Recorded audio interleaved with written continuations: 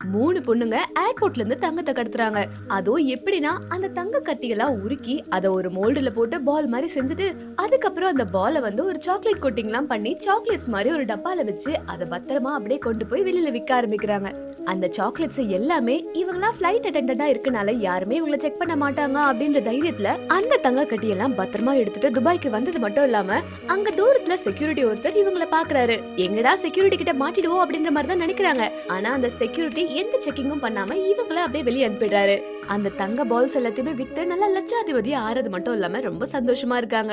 இந்த மாதிரி சமயத்துல மறுபடியும் இவங்க இந்த தங்க பால் எல்லாம் கடத்தலாம்னு முடிவு பண்றாங்க. அந்த நேரம் பார்த்து போலீஸ்க்கு யாரும் இன்ஃபர்மேஷன் கொடுக்க, அந்த போலீஸும் இவங்க யாரையுமே வெளிய விடாம இவங்கள செக் பண்ணணும் அப்படின்ற மாதிரி சொல்லிடுறாங்க.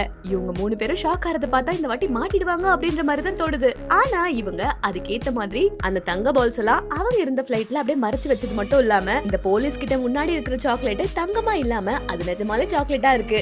அந்த போலீஸும் அங்க இருக்கிற எல்லா சாக்லேட்டும் உடைச்சு பார்த்து கடைசியா அவங்க ஏமாந்ததுதான் மிச்சமா போச்சு. இப்போ இவங்க கிட்ட சாலிடா எந்த எவிடன்ஸும் இல்லாதனால அவங்க 3 பேரையும் வெளிய அனுப்பிடுறாங்க. இவ்வளவு நாளா சேஃபா இருந்தமே எப்படா நம்ம மாட்டணும் அப்படின்ற மாதிரி 3 பேரும் நினைச்சு பார்க்க, அப்பதான் இவங்களுக்கு தெரியுது இவங்களோட சேர்மன் தான் இதை போட்டு கொடுத்ததுன்ட்டு.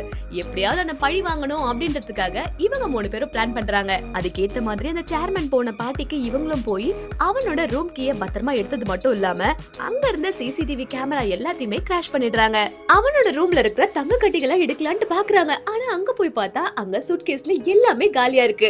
உடனே இவங்களும் நினைக்கிறாங்க, நிறைய தங்க கட்டிகளை எடுத்துட்டு இவன் பிரைவேட் ஜெட்ல போக போறான் அப்படின்ற விஷயம் தெரிஞ்சு அந்த பிரைவேட் ஜெட்டுக்கு அட்டெண்டன்டா இவங்க 3 பேரும் போக, அங்க போய் இவரோட ட்ரிங்க்ஸ்ல தூக்க மாத்திரையும் கலந்துடுறாங்க. இவங்களுக்கு தேவையான கோல்டு மட்டும் எடுத்துட்டு மிச்ச கோல்டு எல்லாம் அங்கேயே விட்டுட்டு போனது மட்டும் இல்லாம போலீஸ்க்கும் இன்ஃபார்ம் பண்ணிடுறாங்க. இதனால அங்க வந்த போலீஸ் இந்த சேர்மனை செக் பண்ணிட்டு நிறைய தங்க கட்டிகளை இருக்கிறத பார்த்துட்டு இவரை அரெஸ்ட் பண்ணிடுறாங்க. மேலும் அவங்க தங்க கட்டிகளை கொண்டு போய் இன்னும் கோடீஸ்வரங்க ஆனதுதான் மிச்சமாச்சு.